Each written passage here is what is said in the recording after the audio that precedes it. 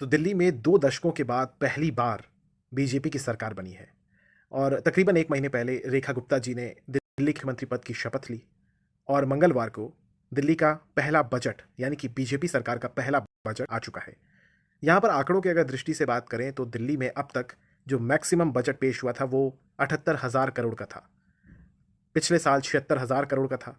लेकिन इस बार यानी कि रेखा गुप्ता सरकार ने 1 लाख करोड़ रुपए का 1 लाख करोड़ रुपए का, फिर से आप सुन लीजिए, 1 लाख करोड़ रुपए का बजट पेश किया है। इसके तहत अलग अलग योजनाओं के लिए धन को आवंटित किया गया है।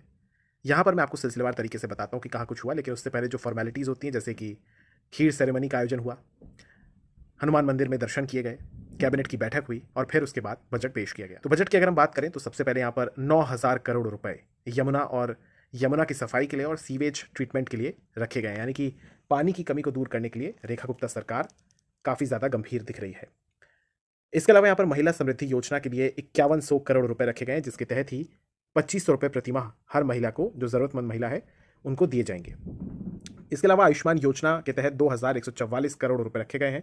इसके तहत मैं आपको बता दूं कि केंद्र सरकार जो कि 5 लाख रुपए का इलाज मुफ्त कराएगी और दिल्ली सरकार अपनी जेब से 5 लाख रुपए देगी, तो फिर ये 10 लाख रुपए की योजना हो जाएगी, यानी कि मुफ्त इलाज 10 लाख रुपए तक का होगा। केजरीवाल सरकार ने इसे लागू नहीं किया था, रेखा गुप्ता ने इस बात का जिक्र भी किया, लेकिन अब ये लागू हो चुकी है।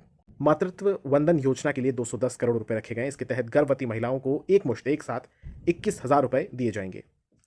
50,000 एक्स्ट्रा सीसीटीवी कैमरे लगाए जाएंगे। 10वीं पास करने वाले 1200 बच्चों को लैपटॉप बांटे जाएंगे। एंटरप्रेन्योरशिप योजना के लिए 20 करोड़ रुपए हैं। स्मार्ट क्लासेस के लिए 100 करोड़ हैं। कंप्यूटर लैब्स के लिए 50 करोड़ रुपए दिए गए हैं।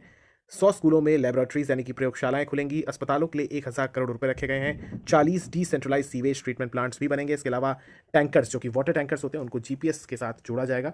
पानी का संकट जब भी आता है तो दिल्ली में टैंकर माफिया भी सक्रिय हो जाते हैं, लिहाजा इस चीज़ को ध्यान में रखा गया कि उनको जीपीएस के साथ रोका जाएगा ताकि इसमें कोई घोटाला या भ्रष्टाचार ना हो सके, अनियमितता ना हो सके।